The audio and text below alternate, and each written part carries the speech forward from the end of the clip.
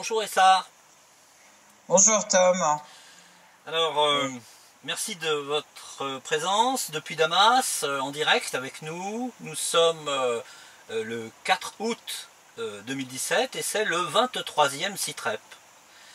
Et au début de ce 23e CITREP, vous avez souhaité, avant d'entamer l'actualité en direct avec votre pays, la Syrie, évoquer la situation à Jérusalem, en particulier la répression contre donc les Palestiniens et le retour de la politique de sécurité et les caméras intelligentes avec les portiques de sécurité autour du lieu saint de la mosquée d'Al-Aqsa et la présence de colons qui est quand même assez inacceptable dans la mosquée d'Al-Aqsa qui est connue pour être le territoire de la Jordanie. D'accord.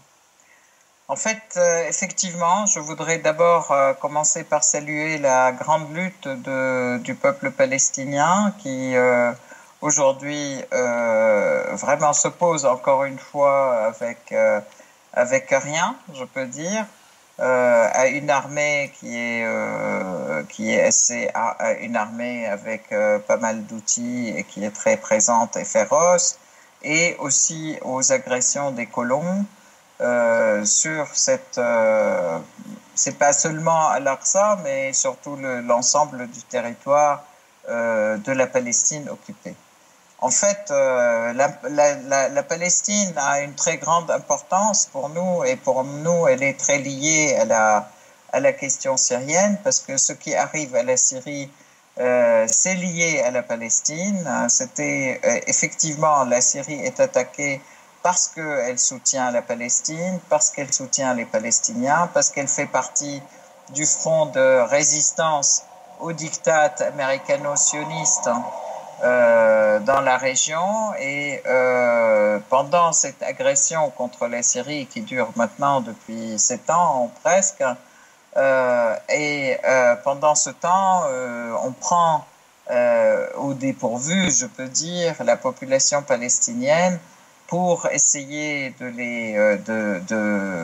d'amater et d'essayer de faire passer des solutions qui ne sont pas des solutions, qui ne sont rien d'autre que des abdications, je peux dire, et des redditions des Palestiniens. Bien entendu, le peuple palestinien refuse cet état de fait. Je rappelle quand même que les Israéliens se sentent très forts, non seulement parce que la Syrie est agressée et qu'elle lutte contre un terrorisme galopant depuis 7 ans, que l'armée syrienne est occupée aussi, mais aussi ils se sentent forts par toutes les manœuvres et les ouvertures que font des pays dont les dirigeants trahissent la cause palestinienne, qui sont l'Arabie saoudite, le Qatar et les pays du Golfe, en fait, qui vont même jusqu'à faire des manœuvres communes avec les Israéliens, avec l'état d'occupation, et qui, de fait, aussi sont complètement muets sur ce qui se passe, en ce qui concerne ce qui se passe à Jérusalem, comme violation de cette mosquée Al-Aqsa, comme violation des droits des Palestiniens, même dans leur chair, dans leur croyance, dans leur vie quotidienne, et qui violent aussi la loi internationale d'occupation, je peux dire, les règles d'occupation, et qui violent aussi les droits les plus élémentaires de la population civile palestinienne, en violant des maisons, en arrêtant les gens chez eux, en les arrêtant, les torturant, en tirant à bout portant sur des gens qui ne venaient que faire la prière. et pour les disperser et pour les tuer. Il y a eu quand même des morts et des blessés dans la cour de cette mosquée Al-Aqsa, parmi les gens qui faisaient juste la prière. Et donc on ne peut pas dire que ces Israéliens pouvaient se sentir menacés par les gens qui viennent faire la prière. Sachant que les premiers qui ont commencé à violer et que de fait l'armée israélienne et l'État israélien violent la mosquée Al-Aqsa, qui est normalement sous domination, sous le Waqf jordanien, en fait. Elle est sous contrôle jordanien. Donc c'est aussi une violation de l'autorité jordanienne, qui, bien qu'elle n'a pas réagi ou qu'elle réagit mollement, c'est un fait réel, quand même, de violation. Donc ça, je tiens donc par ce fait à exprimer toute ma solidarité avec le peuple palestinien. Je tiens à exprimer aussi que cette lutte juste triomphera de la même manière que triomphe aujourd'hui et tous les jours la lutte des Syriens et des Libanais contre les terrorismes, contre le terrorisme qui n'est rien d'autre que des instruments de l'impérialisme et du sionisme pour porter atteinte à la souveraineté de ces pays et surtout à leur économie et à leurs moyens de résistance. Donc, je peux dire aujourd'hui les victoires de la Syrie et de la résistance libanaise affluent et vont dans le sens de la victoire future du peuple palestinien que nous saluons. Alors justement, tout en restant sur ce sujet, vous m'avez signalé que les Israéliens ont lancé des attaques contre des villes en Palestine. Tout à fait. Que 3 nouvelles grosses colonies auraient été autorisées entre Naplouse et Ramallah. Exactement. Alors, dans les villes de Selouane, de Tours et autres villes, il y a des violations de domicile. L'armée qui rentre, qui arrête les personnes chez elles, qui violentent donc la population et les arrête avec aucune accusation, en fait, que celle d'une accusation complètement bidon maintenant, c'est l'intention de faire quelque chose. Donc voilà, ça c'est actuellement le cas la vie des Palestiniens aujourd'hui est menacée tous les jours d'arrestation et de violation de domicile et de destruction de domicile, parce qu'il y a aussi des domiciles qui sont détruits dans la ville de Jérusalem. Parfois, plusieurs fois, les gens ils reconstruisent, mais l'armée revient détruire.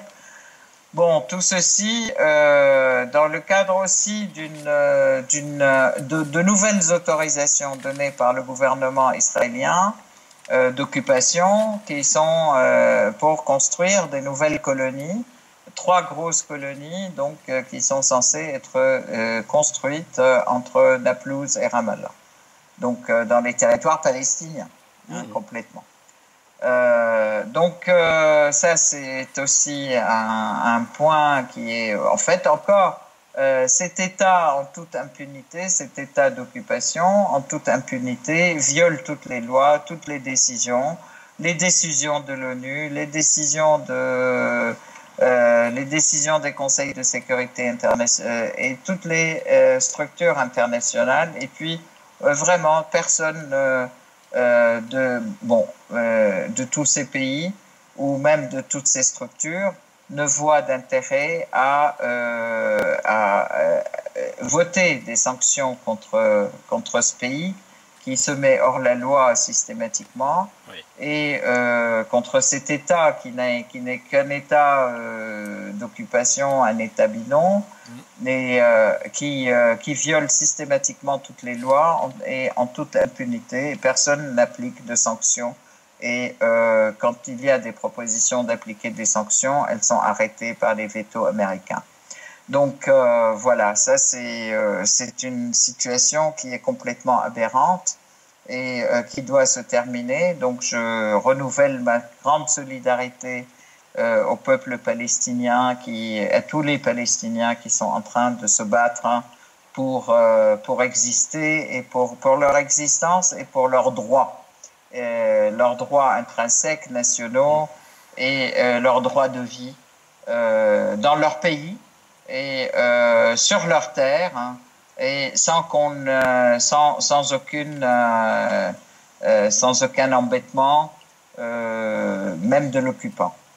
Donc normalement, le droit au retour aussi de tous les réfugiés palestiniens, il est présent. Il est aussi important de le défendre.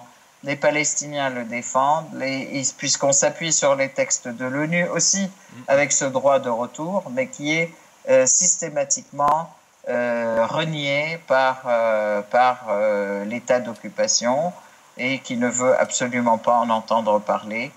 Malheureusement, utilisant pour cela ou jouissant pour cela de la complicité américaine totale et occidentale, en fait.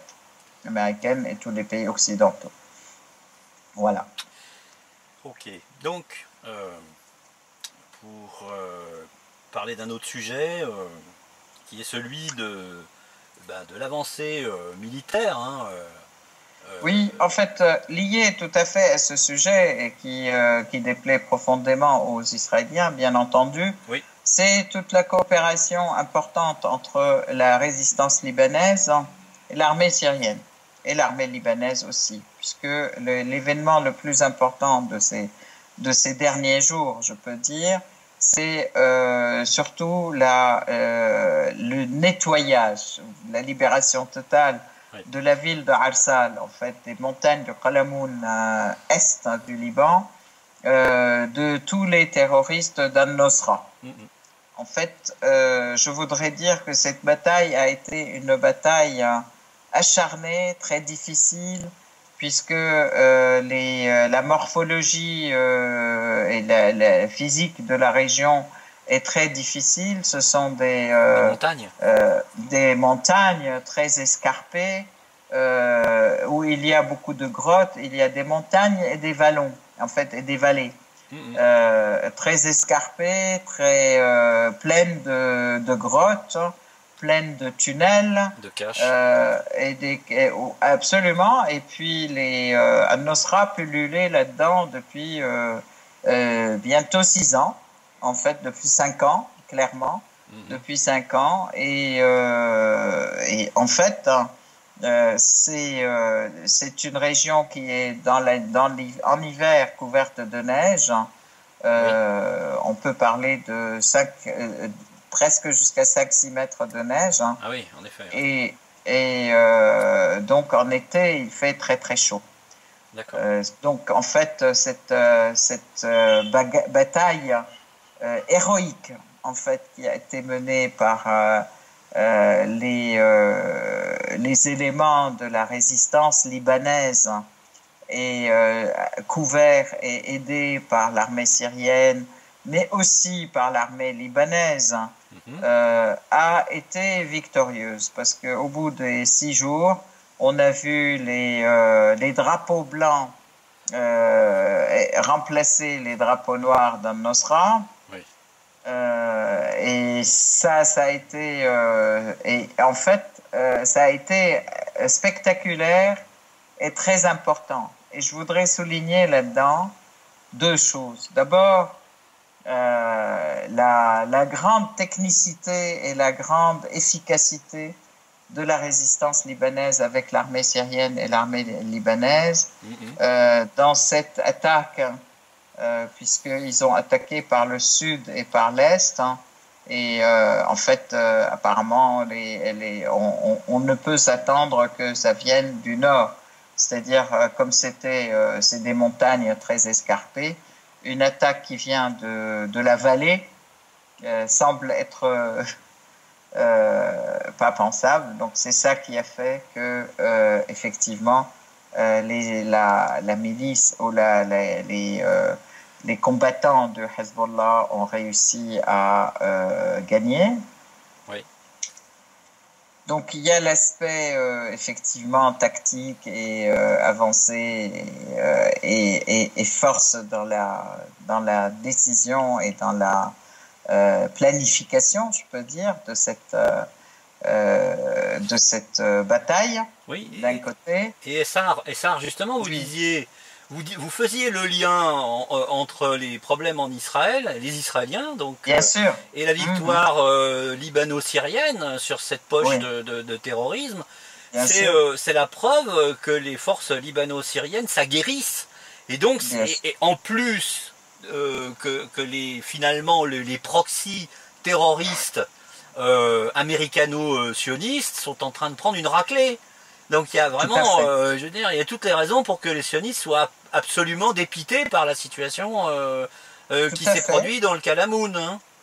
Tout à fait, tout à fait. D'ailleurs, ils l'ont dit tout de suite, en fait, les télés et les informations, les médias israéliens ont réagi tout de suite, effectivement.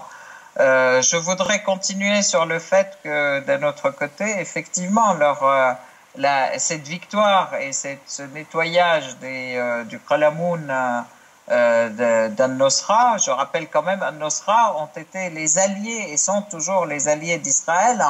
Oui. Et ils sont sur le Golan, dans les monts du Golan. Ils sont tous systématiquement aidés par les Israéliens, soit par des bombardements, soit aussi en direct en leur donnant des armes, des munitions, de l'aide médicale, de la nourriture, etc. Donc en fait, c'est presque communicant ces zones. Donc c'est sûr que c'est tout à fait normal que les Israéliens soient dépités par cette défaite, d'autant plus que cette défaite est devenue une véritable débandade. Je veux dire, aller jusqu'à lever les drapeaux blancs et se rendre, c'était peut-être impensable pour leurs alliés. Al-Nosra, enfin les alliés d'Al-Nosra ne pensaient pas qu'ils allaient arriver jusque-là, puisque leur slogan, ça a été toujours c'est mourir ou gagner ou mourir. Oui. Or en fait là, c'est devenu au contraire sauf qui peut. Vivre à tout prix, sauf qui peut, etc. Le point que je voulais signaler aussi, c'est que la coopération avec l'armée libanaise a fait que la ville même et les habitants de Arsal et de toutes les villes autour ont été protégés. Donc, protégés empêchant ainsi aux terroristes de prendre en otage la population de la ville de Arsal. Et donc, il n'y a pas eu, ils étaient dans le calme et ça a été complètement une opération, je dirais, approuvée par la totalité de la population des montagnes, que ce soit dans les villages musulmans ou chrétiens ou autres, puisque les Occidentaux, je dis ça, puisque les Occidentaux et certains partis des Libanais essayent toujours de jouer sur le confessionnalisme, disant ah ouais, c'est le Hezbollah qui fait ça contre les en fait il va prendre la victoire pour lui et va nous et en fait pour prendre le pouvoir. En fait, tout ça a été complètement anéanti. Et ça a été, ces hypothèses sont tombées à l'eau puisque tout de suite après la victoire, les forces du Hezbollah et de la résistance libanaise, il n'y a pas que le Hezbollah dedans, ont dit nous vous nous offrons cette victoire à tout le peuple libanais et c'est maintenant à l'armée libanaise de prendre le contrôle des terres libérées ou des territoires libérés de la présence des terroristes. Donc ça, c'est un premier, c'est très important à souligner. En plus, alors cette victoire a été aussi opérée avec l'aide de l'armée syrienne, qui couvrait l'avancée de des résistants libanais, et puis qui aussi a participé donc au transfert des terroristes d'Al-Nusra vers Idlib. Alors là, justement, donc, oui, fait, parce que voilà. C'est ce qui rend aussi cette bataille spectaculaire, c'est les effectifs terroristes qui ont été neutralisés. Hein. C'est quelque chose d'énorme. Hein. Absolument. Alors, effectivement, certains disaient avant que c'était 1 à 4 000. Or, en fait, après cet accord... Alors, je voudrais saluer la grandeur de la résistance et la grandeur des gagnants qui ont proposé à ceux qui veulent continuer qu'ils aillent ailleurs, oui. Et à ceux qui veulent se rendre, qu'ils se rendent. Donc ça a été aussi dans la même lignée des réconciliations qui sont appliquées en Syrie. Il y a toujours ce choix. Les terroristes qui veulent continuer, ils choisissent le point d'atterrissage et on les y accompagne. Bien entendu, en laissant tout le gros toutes les armes sur place et rendre les grosses armes, mais ils partent avec une arme légère, donc à la destination de leur choix, c'était soit Raqqa, soit Idlib, et là c'est Idlib uniquement. L'armée syrienne ou l'État syrien a mis à disposition donc de l'État du Liban, de la résistance libanaise et de l'armée libanaise les cars verts qui accompagnent ces gens-là. Donc il y avait plus de 115 cars qui étaient partis hier et puis d'autres qui continuent aujourd'hui. Les terroristes sont au nombre de 7777 avec leurs familles qui sont partis, donc fournée après fournée, qui partent à Idlib. Et qui sont escortés par l'armée syrienne et les personnes, des gens et le Croissant Rouge libanais et syrien. Donc c'est une grande opération, c'est une très grosse victoire. Les villes de Arsal et toutes les villes de la Bekaa, en fait, la ville de Qara, non pas de Qara, Al-Qa', qui était d'ailleurs l'objet de quelques attaques aux voitures piégées il y a exactement un an, Al-Qa'. Oui. Il y a exactement un an. Ils étaient vraiment ravis. Il y avait des festivités dans tous ces villages hier, avant-hier et la journée d'avant-hier aussi, avant-hier. Des grandes festivités où les gens se sentent complètement soulagés de cette présence terroriste dans leur montagne. Je tiens à dire aussi que les prisonniers de Hezbollah ont été retournés aujourd'hui, donc selon l'accord. Il y avait donc un échange de prisonniers des deux côtés et ils sont revenus à leur famille, ils sont sains et saufs. Ça, c'est un point très important aussi. Et puis là, aujourd'hui, ce voyage vers Idlib continue. À Idlib, où on entend dire qu'il y a des bagarres entre les différentes factions terroristes, des batailles acharnées les uns contre les autres. Donc ils vont arriver. Mais il y a aussi sur leur chemin, et on peut dire des comités de réconciliation qui montent dans les cars pour persuader les personnes à se rendre et puis à revenir à la vie normale et à la citoyenneté normale. Donc les scénarios, le même scénario, après la victoire, les personnes sont respectées et ont le choix et comment dire, on les pousse dans le sens du retour au sein de la patrie, Oui.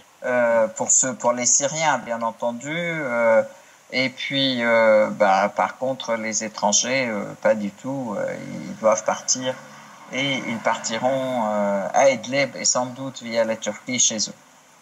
D'accord. Voilà. Alors, ensuite, vous vouliez faire un... Excusez-moi juste Oui, 2 oui. minutes, je continue sur ce dossier, Oui. puisque il y a une autre partie du Qalamoun qui est occupée par Daesh.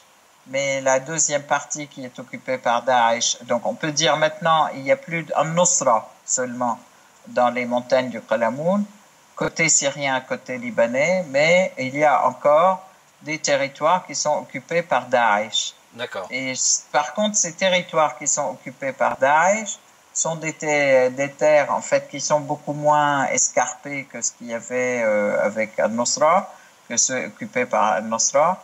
Et je pense on pense que Daesh, ça va être leur tour bientôt. Oui. Aujourd'hui, la résistance libanaise continue à distribuer des tracts leur demandant de se rendre, leur disant que de toute façon, ils sont défaits, leur sort sera le même sort qu'Al-Nusra. Et il serait temps peut-être qu'ils révisent leurs opinions, leurs idées, etc., et qu'ils se rendent et qu'ils reprennent une vie citoyenne normale, qu'ils laissent tomber toutes ces exactions et ces horreurs qu'ils sont en train de faire, qu'ils reviennent à la raison. Donc, oui, parce que, et ça, en effet, si les forces syro-libanaises ont réussi à défaire Al-Nusra et les 7777 terroristes et leurs familles dans une région qui est extrêmement difficile d'accès, il est évident que Daesh ne doit pas représenter un effectif aussi grand et dans une zone qui sera beaucoup plus facile d'accès, la défaite de Daesh sera encore plus cuisante. Donc c'est une énorme pression psychologique sur Daesh, hein, pour le coup. Tout à fait, avec un grandiose, comment dire, je dirais, âme magnanime. Vous avez quand même la possibilité de vous rendre avant ou alors vous mourrez, quoi. C'est ça. Ouais. Donc c'est vrai que c'est c'est très intéressant de voir cette attitude en fait vraiment du plus fort, mais qui n'est pas d'écraser d'écraser complètement son adversaire, alors qu'ils en ont fait des exactions. Oui. Et la population leur en veut vraiment à mort. Mais au contraire, leur laisser encore le choix de vivre, se rendre et ou sortir. Donc là aussi, c'est une grande éthique de guerre, je peux dire. Et c'est important de le souligner, c'est important de le respecter et c'est important de lui accorder cette grande valeur qui est une valeur humaine d'abord et pas une valeur d'armes et de guerre. En faisant un parallèle avec ce qui se passe en Israël, on aimerait que les sionistes nous prouvent qu'ils ont autant de valeurs humanitaires en arrêtant de s'en prendre aux Palestiniens et puis surtout aussi en arrêtant de financer le terrorisme. Parce que là, quelque part, il y a une énorme contradiction et puis il y a la preuve, pour ceux qui sont bien informés, comme vous, que l'entité sioniste est une infamie, est une imposture.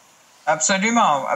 Mais en fait, là justement, l'entité sioniste, elle est, au contraire, elle prend plaisir à écraser les gens faibles, les gens qui n'ont absolument aucune arme, qui s'opposent à leur char avec une poitrine nue, ils s'en prennent aux enfants, ils s'en prennent aux femmes, ils s'en prennent aux filles à la sortie de l'école, ils s'en prennent aux gamins à la sortie de l'école.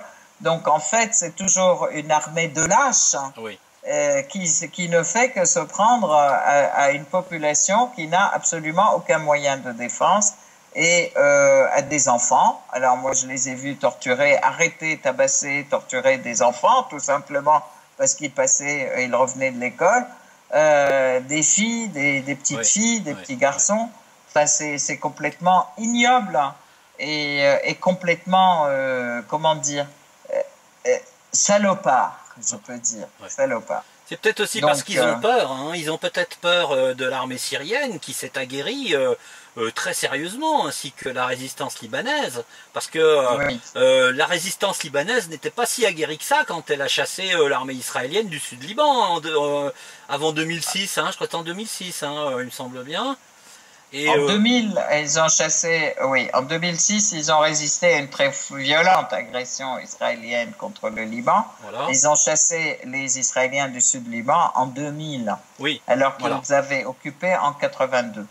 Absolument. Donc en fait, après ces années d'occupation, ils ont la résistance libanaise a libéré le sud Liban. Et je peux dire qu'aujourd'hui, la détermination est très forte à libérer l'ensemble des territoires de la Syrie et du Liban et des Israéliens. Donc voilà. Et c'est sûr que les terroristes ne sont rien d'autre que les armes des Israéliens et leurs amis américains et occidentaux. Leurs amis et maîtres, on peut dire. Mais c'est sûr que cette victoire les rend aussi très nerveux et très hostiles à une population qui est complètement isolée de civils, qui n'a absolument aucune défense et qui s'oppose quand même malgré tout par sa prière, par sa présence, par la volonté de résister et en étant là alors qu'ils veulent les disperser tous les jours. Ça, vraiment, c'est une détermination énorme. Il y a quelques jours, les gens sont venus de tous les coins de la région de Jérusalem pour faire la prière dans cette mosquée-là. Et je tiens à dire quand même, les gens qui sont venus faire la prière ne sont pas que des musulmans, mais ils sont aussi des musulmans et des chrétiens palestiniens, car les chrétiens et les musulmans de Palestine sont palestiniens, sont tous palestiniens et sont unis dans la lutte. Il ne s'agit pas d'un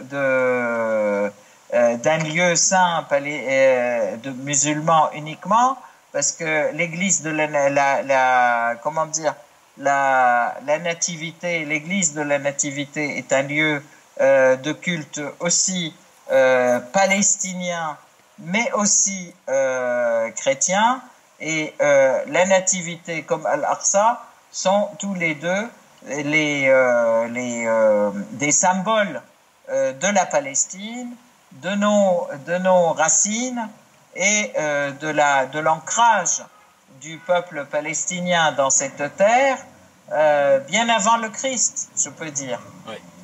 Donc ça, c'est très important, quand même. Alors, voilà. Un autre sujet qui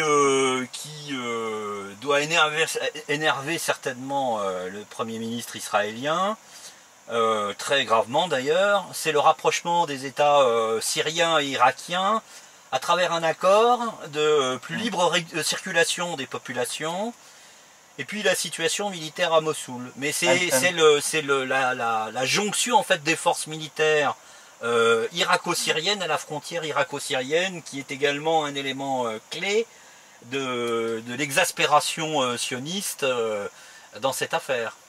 Oui, merci pour la question. Et en fait, je commencerai par dire que c'est à travers justement cette zone sud de la Syrie aussi, où était la base, où les Américains tentaient de construire une base américaine à Al-Tanaf, en fait, qui est la frontière irakienne, jordanienne, syrienne, où ils ont établi des lignes rouges, soi-disant, qui interdisent à l'armée syrienne de passer, et ils voulaient établir aussi des frontières de sécurité de 50 km à la ronde de cette base américaine, qui avait pour but justement de faire le lien et l'approvisionnement avec les terroristes de la région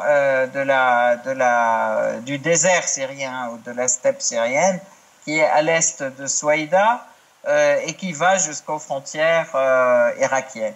En fait, l'avancée de l'armée syrienne, l'avancée spectaculaire, je peux dire, de l'armée syrienne à travers les steppes, déjà il y a 2 semaines où l'armée syrienne a contourné Al-Tanf et a avancé jusqu'aux frontières irakiennes, où ils se sont donné la main avec l'armée irakienne et ils ont sécurisé les frontières en montant d'Al-Tanaf jusqu'à Boukamal d'un côté.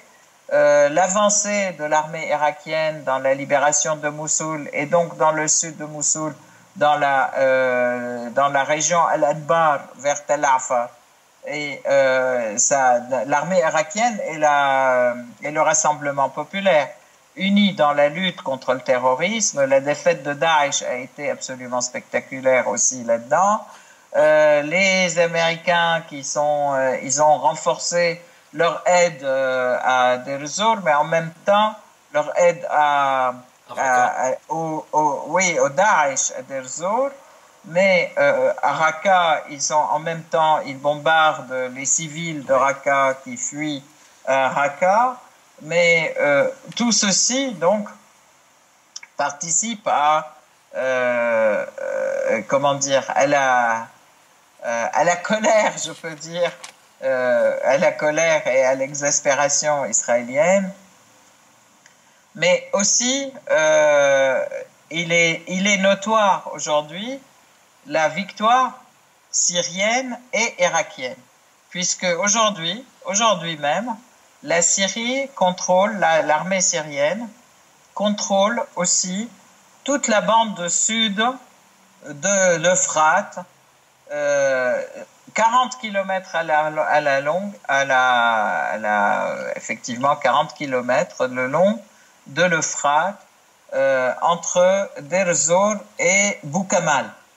D'accord. Donc c'est très important aussi. Je voudrais ajouter quand même quelque chose, et c'est un fait, mais après on reviendra à l'analyse, c'est qu'aujourd'hui la population de Deir ez-Zor, sachant que l'armée syrienne n'est pas loin, sachant que l'armée irakienne n'est pas loin, là aussi la population à Deir ez-Zor se rebelle contre les Daesh qui occupent cette ville et qui l'encerclent. D'accord ? Donc ça c'est aussi très important. L'armée syrienne avance dans la région des cimetières et elle avance aussi vers l'aéroport de Deir ez-Zor. Tout ceci fait aussi que les Américains aussi perdent la tête. Les Américains et leurs alliés de la coalition, dite qui est en train de soi-disant lutter contre le terrorisme, oui. Aujourd'hui ils s'en prennent à la population civile. Ça fait pratiquement 4 semaines qu'ils n'arrêtent pas de bombarder la population civile, aussi bien à Raqqa, à Al-Mayadin et à Deir ez-Zor. D'accord. Population civile, et ils bombardent avec le phosphore blanc. Donc une matière qui est très très brûlante, une matière qui est interdite aussi dans les guerres et qu'ils utilisent contre les civils, les enfants, les familles qui essayent de fuir les combats entre Daesh et Qassad, en fait, les forces kurdes aussi qui avancent, qui essayent de fuir vers des zones qui sont des zones normalement où il n'y a pas Daesh, mais ce sont les bombardements américains et ceux de la coalition qui les y rattrapent. Alors bravo les Américains qui, soi-disant, qui nous font croire et qui font croire au monde entier qu'ils sont en train de lutter contre le terrorisme. D'ailleurs, il y a un gros mensonge encore. Oui, il y a une comparaison quand même qui est important de faire pour voir à quel point le 2 poids 2 mesures est une réalité écrasante. Hein. c'est que la communauté internationale, les médias occidentaux ont fait la une pendant plusieurs jours sur le soi-disant massacre à l'arme chimique provoqué soi-disant par l'armée syrienne à Khan Cheikhoun le 4 avril dernier. Sauf que depuis le 4 avril dernier, la coalition US a massacré plus de civils que n'auraient été tués en réalité de civils à Khan Cheikhoun pour cette histoire d'armes chimiques, pardon, oui, ce qui reste à prouver, hein, parce que l'organisme qui s'occupe de ça ne veut même pas aller enquêter, hein, c'est dire, hein, donc il y a déjà une grosse suspicion là-dessus. Mais le fait que plus de civils encore ont été tués par la coalition US que ceux qui auraient été tués pendant cette soi-disant attaque chimique prouve à quel point, et alors là c'est silence complet dans les médias occidentaux hein, de ce point de vue-là. Hein. Et dans les médias de l'ONU et les rapports de l'ONU, etc. Oui. Merci en tout cas d'avoir évoqué cette question parce que ça me permet aussi de parler aujourd'hui. Ils disent qu'il y a aujourd'hui des déclarations américaines qui disent « Ah, nous avons des informations comme quoi Daesh, dans le nord de la Syrie, détient des armes chimiques et sont prêts à passer aux armes chimiques. Hein? » Ouais. Ils préparent le terrain pour des attaques aux armes chimiques et, à mon avis, ils les appellent même à les utiliser contre la population pour cacher leur défaite. Ouais, ouais. Ça, c'est un premier point. Le deuxième point, en ce qui concerne Khan Cheikhoun, il est important de voir que ce sont les États-Unis qui interdisent à ce qu'il y ait une commission qui aille enquêter. C'est ça. Puisque la Syrie et la Russie ont à maintes fois demandé à ce qu'il y ait une commission qui vienne enquêter sur l'utilisation des armes chimiques à Shu'airat et à Khan Cheikhoun. Ça a été refusé par les États-Unis. Donc ça aussi, c'est important à voir et c'est important à dire. Ça quand même, ça interpelle. Et les gens qui ne croient pas encore que ce sont les Américains et que ça a été une mise en scène, ils peuvent ajouter cet argument en fait, au bénéfice de l'État syrien oui. Et des amis russes. Parce qu'il est important de commencer à y voir clair et à séparer les différents fils, je dirais, les mensonges qui sont racontés par les médias et les mensonges qui sont même racontés par des États. C'est en fait absolument incroyable que des États comme les États-Unis, comme les États occidentaux, etc., répètent des mensonges et des allégations sans la moindre preuve et sans la moindre volonté de preuve et sans la moindre volonté d'enquête, qui répètent des mensonges comme ça, rien que pour diaboliser l'État syrien et la Russie. Alors justement, à propos de cette diabolisation, mais surtout de ce deux poids deux mesures, hein, le docteur Jafari, votre ministre des Affaires étrangères, a répondu à un rapport qui désignait l'État syrien comme étant fautif sur de nombreux sujets par rapport au soi-disant maltraitement des civils, etc. Alors on note, c'est vous qui notez d'ailleurs ce deux poids deux mesures de l'ONU, hein, qui parle énormément de la situation de ce qu'ils appellent les rebelles, qui sont les terroristes, alors que ils mettent sous silence en fait la situation catastrophique des civils qu'on avait déjà évoquée dans les précédents CITREP, des villes de Al-Foua et Kefraya. Hein. Oui, tout à fait. Tout à fait. Alors, effectivement, d'abord, le docteur Jafari, qui est le représentant permanent de la Syrie à l'ONU, en fait, et c'est lui aussi le grand négociateur à Genève, hein, dans les instances que met en place Dimistura pour les discussions.